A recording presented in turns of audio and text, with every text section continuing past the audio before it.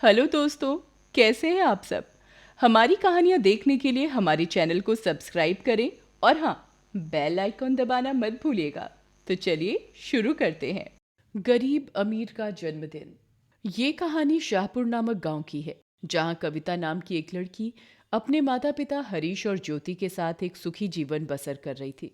कविता के पिता हरीश खानदानी रईस थे। वे कविता की हर छोटी बड़ी इच्छा को पूरा करते हैं। कविता की बचपन की एक सहेली मुनिया, जो कविता के पड़ोस में रहती थी। मुनिया अपने माता पिता के संग रहती थी। वो बहुत गरीब थी। मुनिया के पिता रमेश एक कारखाने में मजदूरी करके अपना और अपने परिवार का पालन पोषण करते थे।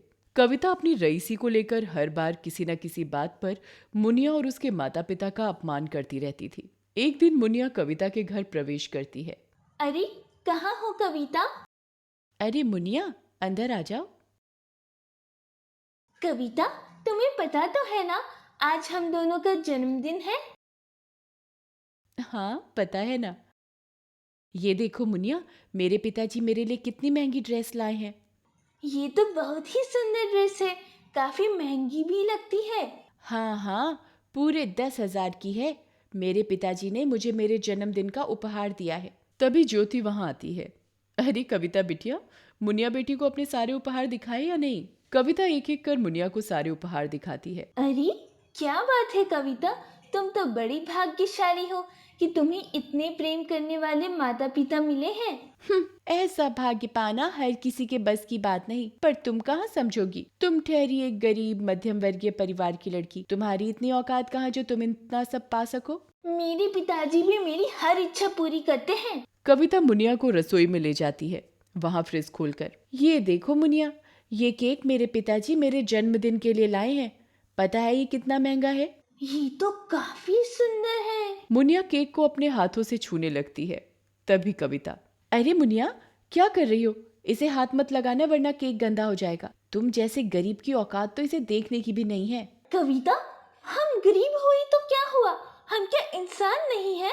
मुनिया, आज मेरा भी जन्मदिन है और तुम्हारा भी। तुम अपनी हालत देखो, कैसे फटे पुराने कपड़े तुमने पहने हैं, और मुझे देखो, मैंने कितना चमकदार और महंगा ड्रेस पहना है। तभी वहाँ पर ज्योति आ जाती है और कहती है, कविता ये क्या कर रही हो। मुनिया तुम्हारी सहेली है, उसे इस तरह अपमानित करना सही नहीं है। वो गरीब है, इसका मतलब ये नहीं कि तुम इन्हें अपमानित करती रहो। अरे नहीं आंटी, कोई बात नहीं। अच्छा, मैं चलती हूँ। मुनिया, रात में मेरे पिताजी ने मेरे जन्मदिन पर घर में एक बड़ी पार्टी का आयोजन किया है। हो सके तो तुम सब लोग आ जाना और अपना जन्मदिन यहीं पर मना लेना, क्योंकि तुम्हारी इतनी औकात कहाँ है कि तुम्हारे पिता इतनी शानदार पार्टी दें तुम्हारे जन्मदिन पर। कविता की ये बात सुनकर मुनिया की आंखों से आंसू निकल आते हैं। कविता, ये क्या कह रही हो। ज्योति कविता को एक चाटा मारती है। कविता गुस्से में अपने कमरे में चली जाती है। तभी मुनिया भी वहां से रोती हुई अपने घर चली जाती है। इधर मुनिया रोते हुए अपने घर में दाखिल होती है। मुनिया के माता पिता दामिनी और रमेश, अरे हमारी बिटिया को ये क्या हो गया, ऐसे रोते हुए कहाँ से चली आ रही है।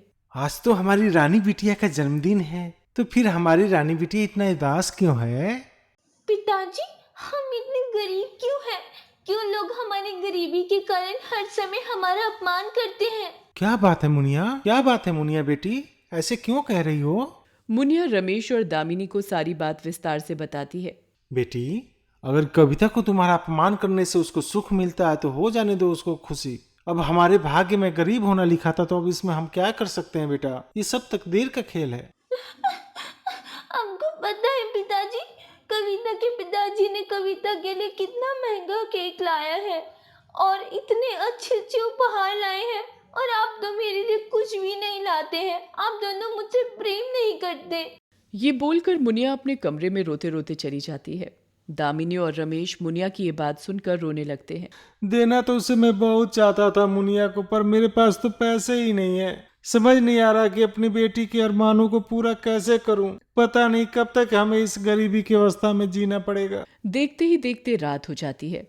कविता दौड़ी दौड़ी मुनिया के घर आती है। अरे मुनिया, तुम अभी तक यहीं हो। मैं कब से तुम लोगों का घर पर इंतजार कर रही हूँ। चलिए जल्दी, थोड़ी देर में मैं केक काटने वाली हूँ। कविता मुनिया और उसके माता पिता को अपने संग लेकर अपने घर आती है। घर में काफी सारे लोग आते हैं। तभी हरीश अपनी बिटिया कविता को लेकर केक के पास आता है। तभी ज्योति कहती है, कविता बेटी, अब केक काटो। अरे मुनिया बिटिया, तुम वहाँ क्यों खड़ी हो, अपनी सहेली के पास आओ, तुम भी केक काटो। माँ, ये आप क्या कह रही हो? ये केक तो पिताजी मेरे लिए लाए हैं, फिर मुनिया क्यों केक काटेगी? कविता, आज मुनिया का भी जन्मदिन है। वो चाहती तो अपने घर में ही अपना जन्मदिन मना सकती थी अपने परिवार के साथ, पर उसने ऐसा नहीं किया। तुम्हारी खुशी के लिए वो अपना जन्मदिन छोड़कर तुम्हारे जन्मदिन में शामिल होने आई है। ये मुनिया जन्मदिन मनाएगी मेरे घर? अरे इन गरीब लोगों की कहाँ इतनी हैसियत है जो मुझ जैसा जन्मदिन मनाए? कविता, तुम्हें शर्म नहीं आती अपनी सहेली का अपमान करते हुए? माँ, इनकी कौन सी इज्जत है जो लोग बेइज्जत होंगे? तभी मुनिया के पिता गुस्से में, बस करो कविता बेटी, हम तुम लोग का बहुत आदर करते थे कि तुम लोग हम जैसे गरीब से रिश्ता रखते हो, पर तुम्हारे दिल में हमारे लिए कितना क्रोध भरा है ये तुमने आज बता दिया हमें। हरीश भाई, हम गरीब हैं, इसका मतलब ये नहीं कि आप अमीर लोग हर समय हमारा अपमान करते रहोगे। रमेश ये सब कहकर मुनिया और दामिनी को लेकर वहां से चला जाता है। तभी ज्योति, कविता, अपने पिताजी की संपत्ति पर इतना घमंड मत करो। वे गरीब हैं, इसका मतलब तुम उन्हें ऐसे ही अपमानित करती रहोगी। मुनिया भी एक लड़की है, उसके भी अरमान होंगे तुम जैसे, पर उसके पिताजी एक गरीब हैं। वे उसके वो अरमान पूरे नहीं कर सकते। इसका मतलब ये नहीं कि तुम उसका मजाक बनाती रहो, हर समय उसे ये एहसास दिलाती रहो कि वो कितने गरीब हैं। ज्योति कविता को बहुत खरी खोटी सुनाती है। सारी बात सुनकर कविता को बहुत बुरा लगता है। माँ, मैंने बहुत बुरा बर्ताव किया है मुनिया के साथ।